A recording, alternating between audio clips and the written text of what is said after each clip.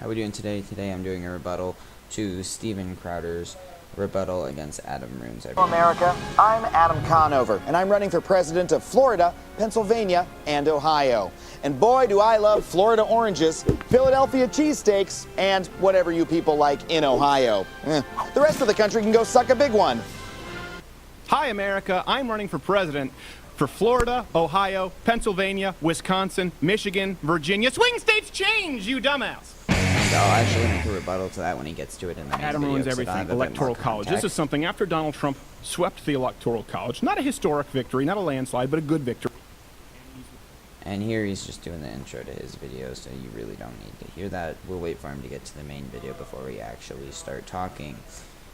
And if you actually would listen to what he has to say, and I bet even when he looked over this video again, he realized it was total crap, but then just decided he wanted to post it anyway.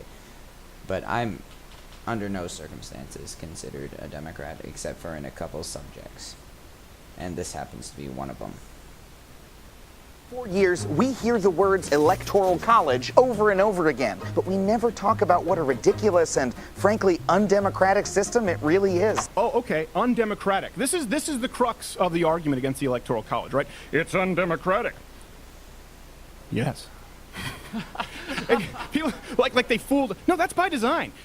Okay, I don't know if any of you guys actually watch Steven Crowder, but in a lot of his videos, he claims to be this force for equality, in that in a lot of his feminist videos, anti-feminist videos, he likes to talk about how he is this force for equality, and then they're just this force for women's being above everybody else.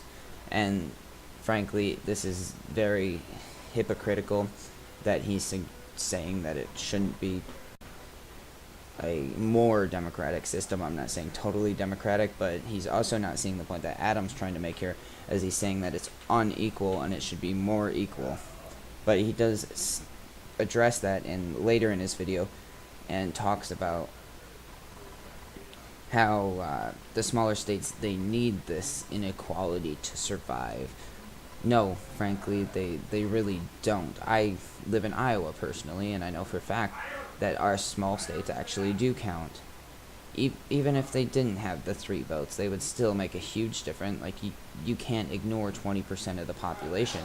And it's not even 20% of the population, because you're not considering cities like Ames, Des Moines, and other cities like that are surrounded by small rural areas that would most likely vote with those small rural areas.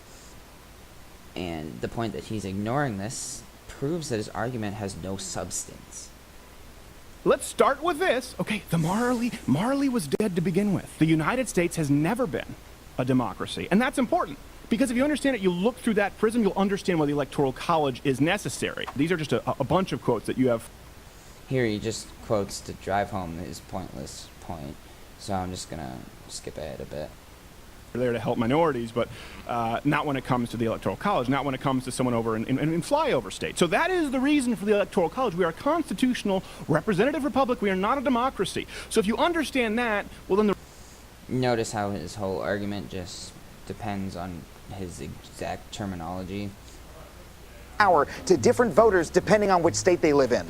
Bigger states. Nope, smaller states. If your state has less people, you have more power. Yeah. Let's keep going. Let's go to the next clip. Not too many people live in Wyoming, but they have. And here he just goes over the basic stance of why there is an anti-electoral college view, and Steven just doesn't even try to defend it. He just pretends like that's the way it's supposed to be. It's supposed to be unequal, even though in all of his other videos he's this force for equality, which is, frankly, just proves his hypocrisy in this video. From Federalist Paper 68. The big reason for this is because you can't just have people pandering to a few big cities. Let's stop by New York, D.C., Los Angeles, San Francisco. And this is a common argument for the pro-electoral college people. Say, okay, well, if we have a more equal system, they can just pander to the top 9 cities that have 7.5% of the population, which would do absolutely nothing for you.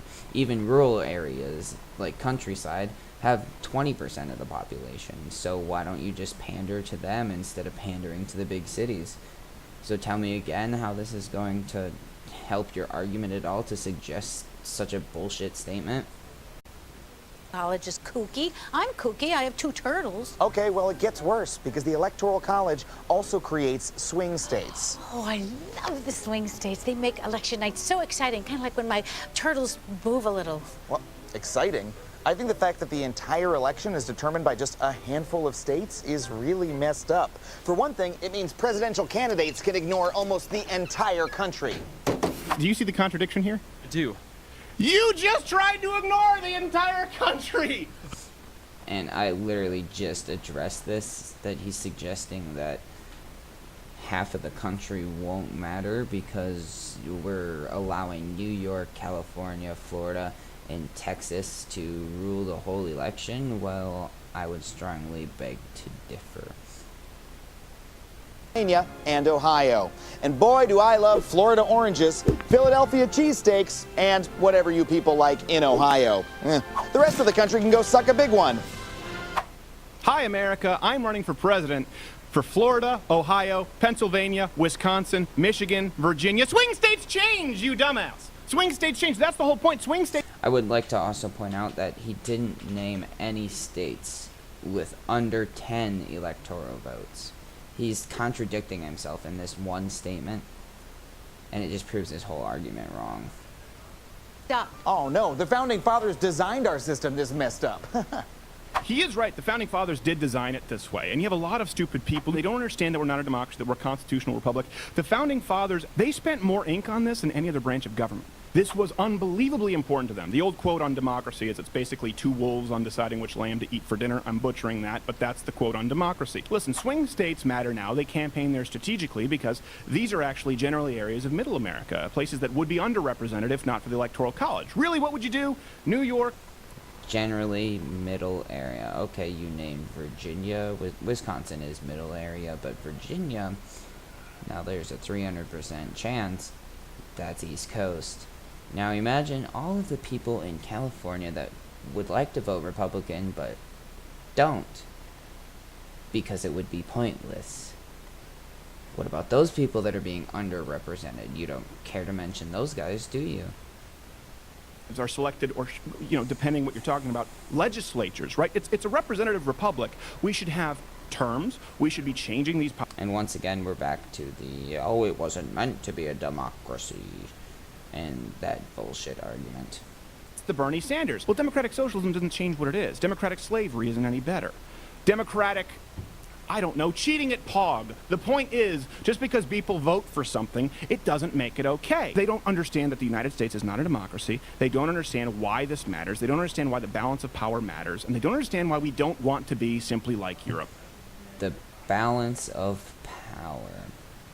Interesting statement. I hope you can see the contradiction here. Should be chosen by a legislature, and why they should be representing not only the people, but first and foremost the Constitution. And this is one thing too from the left. We've talked about this a lot. They should not only be representing the people, but also the Constitution.